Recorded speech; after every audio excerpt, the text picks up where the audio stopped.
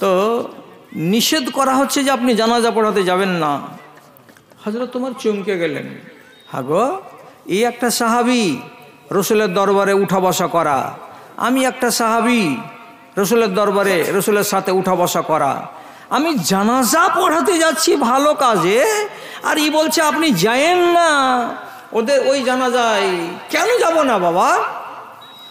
তো হুযায়ফা রাদিয়াল্লাহু তাআলা আনহু বলছেন, ফাইন্নাহু মিনহুম, ফাইন্নাহু মিনহুম।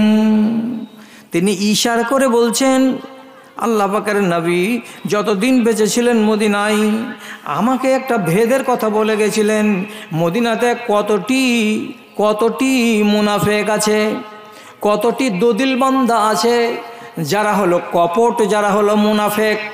তার তালিকা আমি জানি, একটা আছে না 10টা আছে না 15টা আছে না 20টা আছে, আমি সবটি লোকের নাম জানি, কাকে কাকে নবীজি মুনাফেক বলে চিহ্নিত করেছেন।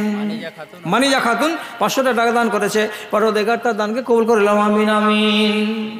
তাহলে মুনাফেক লোকের নাম আমার জানা আছে। অতএব যেই জানাজাটাতে আপনি আজকে পা বাড়িয়েছেন, জানাজায় হাজির হব, আমি বলছি হুযায়ফা আপনাকে কানে কানে এই লোকটা ওই লোকদেরই অন্তর্ভুক্ত। মানে রাসূলুল্লাহ তার জীবনে এই মানুষটাকে মুনাফেক বলে চিহ্নিত করে দিয়ে গেছেন, এই মানুষটা হলো মুনাফেক। আর মুনাফেকের জানাজা আপনাকে পড়াতে হবে না, তার জন্য আপনার চাদর ধরে আপনার জুব্বা ধরে আমি টানছি, আপনি যায়েন না এই লোকটার জানাজায়।